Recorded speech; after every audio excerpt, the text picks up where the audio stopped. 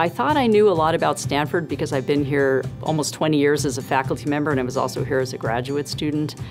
But what I learned was the passion that people of our community have for making Stanford the best place it can be.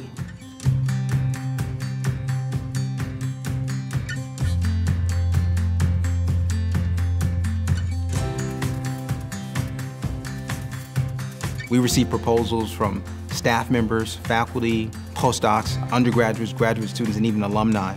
And so in that way, there was a truly representative sample of people providing their opinion on how Stanford should see itself as an educational institution. One of the potential outcomes of this university long-range planning is a shared vision. This shared vision actually is informed by the voice of the community.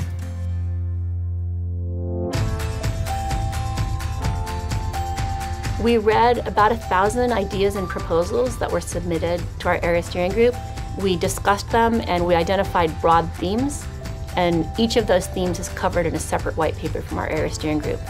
What we tried to do when we went through and consolidated everything into just a few white papers is call out some of the most innovative and impactful ideas, as well as a series of recommendations. Some of them are smaller steps. It doesn't need to be revolutionary to be important. People should look at these white papers as sort of maps of the ideas that people have at Stanford and where people are looking to in the future.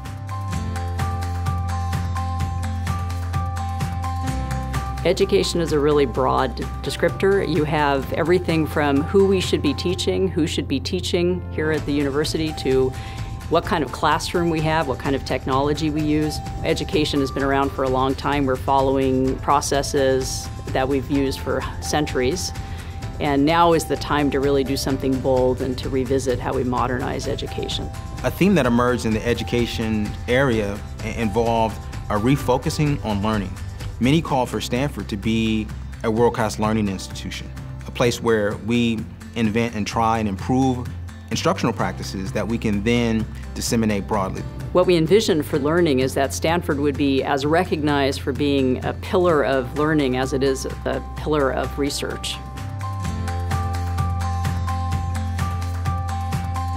If I try to summarize the interdisciplinary research ideas into broad themes or clusters, there were 5 main themes. The first is the changing human condition. What is it like to be a human in the modern world? The second is social problem solving. It's not just social science.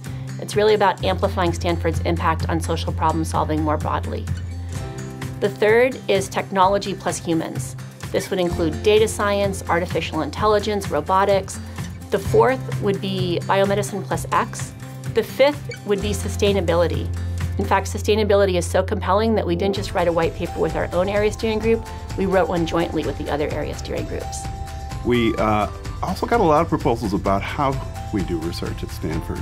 This involved a lot of ideas about greater nimbleness and flexibility of research centers, the idea of pop-up centers that would be temporary and tackle a topic and then sort of dissolve, and then those resources would then be available for some new topic. We have more pressure on space than we've ever had before.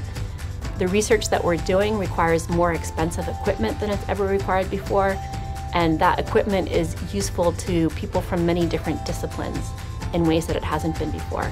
So we really need to think in the modern era about how can we share resources. Stanford has great resources compared to many institutions, and with that comes a responsibility to give back to the world.